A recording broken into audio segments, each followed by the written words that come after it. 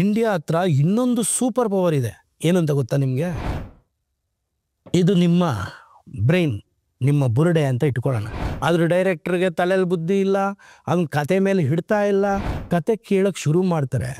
2 to 5 ನಿಮಿಷ ಆದಮೇಲೆ ಅವ್ರ ಕಣ್ಣು ಹಾಗೇ ತೂಕಡಿಸುತ್ತೆ. ಕಲ್ಸಕ್ಕೆ ನಾವು ರೆಡಿ ಇದ್ದೀವಿ, ಕಲಿಯೋಕ್ಕೆ ನೀವು ರೆಡಿಯಾಗಿ. Investing in cinemas without cinema knowledge is injurious to you, your family, and the audience too.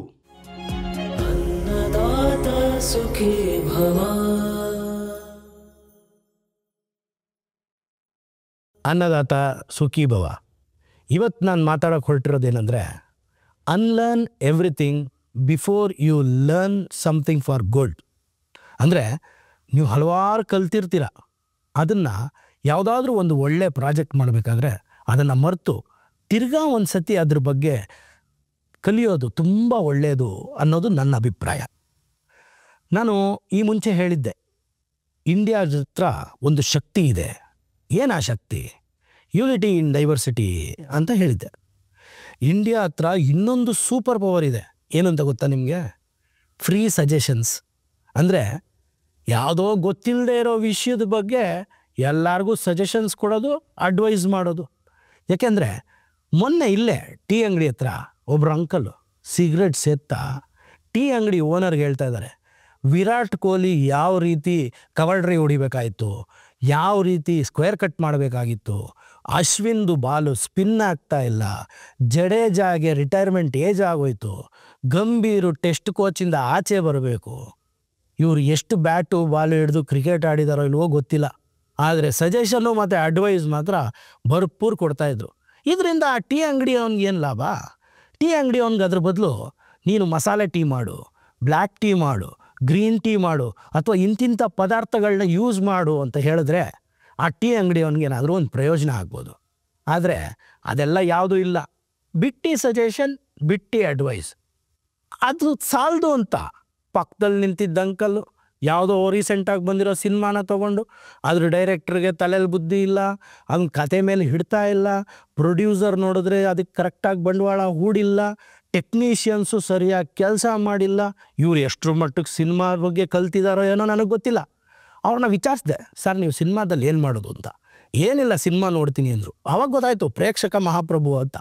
ಅವರು ಸಿನಿಮಾ ಒಳ್ಳೇದಿತ್ತು ಅಥವಾ ಕೆಟ್ಟದಿತ್ತು ಅಂತ ಹೇಳಿದ್ರೆ ಪರವಾಗಿಲ್ಲ, ಆದರೂ ಎಲ್ಲ ಡಿಪಾರ್ಟ್ಮೆಂಟ್ ಬಗ್ಗೆನೂ ಮಾತಾಡ್ತಾಯಿದ್ರು. ಸರ್ ಏನಾದರೂ ಕಲ್ತಿದ್ದೀರಾ ಇದ್ರ ಬಗ್ಗೆ ಅಂದರೆ, ಏನಿಲ್ಲ ನೋಡಿದ್ರೆ ಗೊತ್ತಾಗಲ್ವ ಸಿನಿಮಾ ಅಂದರು. ಅದಕ್ಕೆ ನಾನು ಹೇಳೋದು, 10 ಸಜೆಷನ್ಸು, ಹಲವಾರು ಅಡ್ವೈಸ್ಗಳು ತೊಗೊಂಡಿರೋಂಥ ಅನ್ನದಾತರು, ಇದು ನಿಮ್ಮ ಬ್ರೈನ್, ನಿಮ್ಮ ಬುರುಡೆ ಅಂತ ಇಟ್ಕೊಳ್ಳೋಣ. ಇದರಲ್ಲಿ 10 ಸಜೆಷನ್ಸು, 10 ಅಡ್ವೈಸ್ಗಳು ತುಂಬ್ಕೊಂಡ್ಬಿಟ್ಟಿದೆ. ನಾನು ಒಂದು ಉದಾಹರಣೆ ಕೊಟ್ಟು ಹೇಳ್ತೀನಿ. ಇವಾಗ ಫಾರ್ ಎಕ್ಸಾಂಪಲ್, ಒಬ್ರನ್ನ ಕೇಳ್ತಾರೆ, ಒಬ್ಬರು ಸಜೆಷನ್ನ ನಾವು ವರ್ಲ್ಡ್ಸ್ ಬೆಸ್ಟ್ ಆ್ಯಪಲ್ ಜ್ಯೂಸ್ ಅಂತ ತೊಗೊಳ್ಳೋಣ, ಅದನ್ನು ಇಷ್ಟು ತುಂಬೋಣ. ಇನ್ನೊಬ್ರದ್ದು ಅಡ್ವೈಸ್ನ ನಾವು ವರ್ಲ್ಡ್ಸ್ ಬೆಸ್ಟ್ ಆರೆಂಜ್ ಜ್ಯೂಸ್ ಅಂತ ತೊಗೊಳ್ಳೋಣ, ಅದನ್ನ ಇಷ್ಟು ತುಂಬೋಣ. ಇನ್ನೊಬ್ರದ್ದು ಸಜೆಷನ್ನ ನಾವು world's best sugar cane juice ಅಂತ ತೊಗೊಳ್ಳೋಣ, ಇಷ್ಟಕ್ಕೆ ತುಂಬೋಣ. ಆಮೇಲೆ ಲಾಸ್ಟ್ ಇಷ್ಟಿದೆಯಲ್ಲ, ಅದರಲ್ಲಿ ಒಬ್ರದ್ದು ಸಜೆಷನ್ನು ಲಸ್ಸಿ ಅಥವಾ ಮಜ್ಜಿಗೆ ಥರ ಇದೆ ಅಂತ ಇಟ್ಕೊಳ್ಳೋಣ, ಅದನ್ನು ತುಂಬೋಣ. ತುಂಬಾದ್ಮೇಲೆ ಇದನ್ನ ತಿರುಗಿಸಿ ಕೊಟ್ಟೆ. ಈಗ ಇದರಲ್ಲಿರೋದು ಎಲ್ಲನೂ ವರ್ಲ್ಡ್ಸ್ ಬೆಸ್ಟೇನೆ, ಆದರೆ ಕುಡಿಯೋಕ್ಕಾಗತ್ತಾ? ಕಲ್ ಸ್ಮೆಲ್ ಹೋಗ್ರೆ ಆಗೋಗಿದೆ, ಅದರಿಂದ ಹಳಸಿರೋ ವಾಸನೆ ಬರುತ್ತೆ. ವರ್ಲ್ಡ್ಸ್ ಬೆಸ್ಟ್ ಥಿಂಗ್ಸ್ ಇದ್ರೂ ಮಿಕ್ಸಪ್ ಆಗಿ ಹಾಳಾಗೋಗಿದೆ. ಆದ್ದರಿಂದ ನಾನು ಹೇಳೋದೇನು ಅಂದರೆ, ಇದರಲ್ಲಿರೋದನ್ನ ಎಲ್ಲ ಎಂಟಿ ಮಾಡಿ, ಅನ್ಲರ್ನ್ ಮಾಡಿ, ನಿಮ್ಮ ತಲೆಯಲ್ಲಿರೋ ಸಜೆಷನ್ಸ್ನ, ಅಡ್ವೈಸ್ನ ಅನ್ಲರ್ನ್ ಮಾಡಿ, ತಿರ್ಗಾ ಹೊಸದಾಗಿ ಕಲಿಯೋಕ್ಕೆ ರೆಡಿಯಾಗಿ. ಕಲ್ಸೋಕ್ಕೆ ನಾವು ರೆಡಿ ಇದ್ದೀವಿ, ಕಲಿಯೋಕ್ಕೆ ನೀವು ರೆಡಿಯಾಗಿ. ಇದನ್ನು ಖಾಲಿ ಮಾಡಿ. ಈ ಥರ 10 ಹಲವಾರು ಬಾಟ್ಲುಗಳನ್ನ ತೊಗೊಳ್ಳಿ.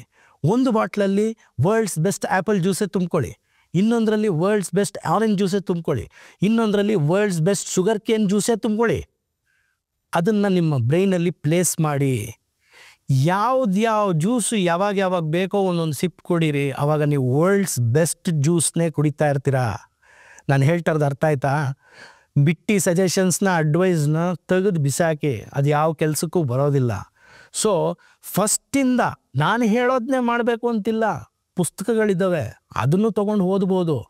ಹೇಗೆ ಒಂದು ಸಿನಿಮಾ ಮಾಡೋದು ಅಂತ ಕಲಿಯೋಕ್ಕಿಂತ ಮುಂಚೆ ಹೇಗೆ ಒಂದು ಸಿನಿಮಾ ಮಾಡ್ಬೋದು ಅಂತ ನಿಮ್ಮ ಹತ್ರ ಹೇಳಿಲ್ಲವ್ರದ್ದು ಸತ್ಯ ಏನಿದೆ ಅದನ್ನೆಲ್ಲ ಒಂದು ಕ್ಷಣಕ್ಕೆ ಮರೆತು ಈಗ ಈ ಕ್ಷಣದಲ್ಲಿ ಹೊಸದಾಗಿ ಕಲಿಯೋಕ್ಕೆ ಪ್ರಯತ್ನ ಪಡಿ ಅಂತ ನಾನು ಹೇಳೋದು. ಈಗ ನಾನು ಮುಂದಿನ ಸಂಚಿಕೆಯಲ್ಲಿ ಏನು ಮಾತಾಡ್ತೀನಿ ಅಂದರೆ, ಸ್ಕ್ರಿಪ್ಟನ್ನ ಯಾವ ರೀತಿ ಚೂಸ್ ಮಾಡಬೇಕು ಅಂದರೆ, ಅಮ್ಮನ ರೆಸಿಪಿ ನಿರ್ದೇಶಕನ ಅಮ್ಮಗೆ ಹೋಲಿಸಿದ್ದೆ ನಾನು. ಅಮ್ಮನ ರೆಸಿಪಿ ಅಂದರೆ ಇವತ್ತು ಬಿಸಿಬೇಳೆ ಬಾತ್ ಕೊಟ್ಟರೆ ನಾಳೆ ಪಲಾವ್, ನಾಡಿದ್ದು ಪೂರಿ, ಈ ಥರ ಸುಮಾರು ರೆಸಿಪಿ ಇರುತ್ತೆ ಅಮ್ಮನ ಹತ್ರ. ಆದರೆ ಅನ್ನದಾತ್ರ ಆದರೆ ನೀವು ಒಂದು ತಾಳ್ಮೆ ತಗೊಂಡು ಅಮ್ಮನ ಹತ್ರ ಏನದು ತಿಂಡಿ ಮಾಡ್ತಾ ಇದೆಯಾ ಅನ್ನೋದನ್ನ ಕರೆಕ್ಟಾಗಿ ತಿಳ್ಕೊಳ್ಳಿ. ಅಂದರೆ ಯಾವ ಕಥೆನ ಮಾಡ್ತಾ ಇದೆಯಾ ಅಂತ ತಿಳ್ಕೊಳ್ಳಿ. ಯಾಕೆ ಇದನ್ನ ಹೇಳ್ತಾ ಇದ್ದೀನಿ ಅಂತಂದರೆ, ನನ್ನ ಎಕ್ಸ್ಪೀರಿಯನ್ಸ್ಗೆ ನಾನು ಕೆಲವು ಪ್ರೊಡ್ಯೂಸರ್ಸ್ಗೆ ಕತೆ ಹೇಳಕ್ಕೆ ಹೋದಾಗ ಅವರು ಕತೆ ಕೇಳೋಕ್ಕೆ ಶುರು ಮಾಡ್ತಾರೆ. 2-5 ನಿಮಿಷ ಆದಮೇಲೆ ಅವ್ರ ಕಣ್ಣು ಹಾಗೇ ತೂಕಡಿಸುತ್ತೆ. ನೀವು ದುಡ್ಡು ಹಾಕ್ತಾ ಇರೋರು. ಆದ್ದರಿಂದ ಗಮನ ಕೊಟ್ಟು ಮೊದಲು ಕತೆಯ ಮೇಲೆ ನಿಗಾ ಇಟ್ಟು ಕೇಳಿ, ಯಾವ ರೀತಿ ಬರುತ್ತೆ ಅನ್ನೋದನ್ನ ಊಹೆ ಮಾಡಿ, ಅದಾದಮೇಲೆ ಸೆಲೆಕ್ಟ್ ಮಾಡಿ. ಅಮ್ಮ ಎಲ್ಲ ಥರ ರೆಸಿಪಿನೂ ಅಡುಗೆ ಮಾಡೋಕ್ಕೆ ಬರುತ್ತೆ, ಮಾಡಿ ಬಡಿಸ್ತಾಳೆ. ತಿನ್ನಬೇಕಾದವರು ಮಕ್ಕಳು, ಅಂದರೆ ಪ್ರೇಕ್ಷಕ ಮಹಾಪ್ರಭುಗಳು, ಯಾರು ನಮ್ಮ ಅಭಿಮಾನಿ ದೇವರುಗಳು. ಅವ್ರ ಬಾಯಿ ರುಚಿಗೆ ತಕ್ಕಂತೆ ಇದೆಯಾ ಇಲ್ವಾ ಅನ್ನೋದು ಡಿಸಿಷನ್ ತೊಗೊಳ್ಬೇಕಾಗಿರೋದು ತಂದೆ ಸ್ಥಾನದಲ್ಲಿ ನಿಂತಿರೋ ನೀವು, ಅಂದರೆ ಅನ್ನದಾತರು, ನಮ್ಮ ನಿರ್ಮಾಪಕರು. ಮುಂದಿನ ಸಂಚಿಕೆಯಲ್ಲಿ how to choose a script, ಅಂದರೆ ಒಂದು ಕಥಾವಸ್ತುವನ್ನು ಹೇಗೆ ಆಯ್ಕೆ ಮಾಡ್ಕೋಬೇಕು ಅನ್ನೋದ್ರ ಬಗ್ಗೆ ನನ್ನ ಅನಿಸಿಕೆಗಳನ್ನ ನಿಮ್ಮ ಜೊತೆ ಶೇರ್ ಮಾಡ್ತೀನಿ. ಅಲ್ಲಿ ತನಕ ಸ್ಟೇ ಟ್ಯೂನ್ಡ್.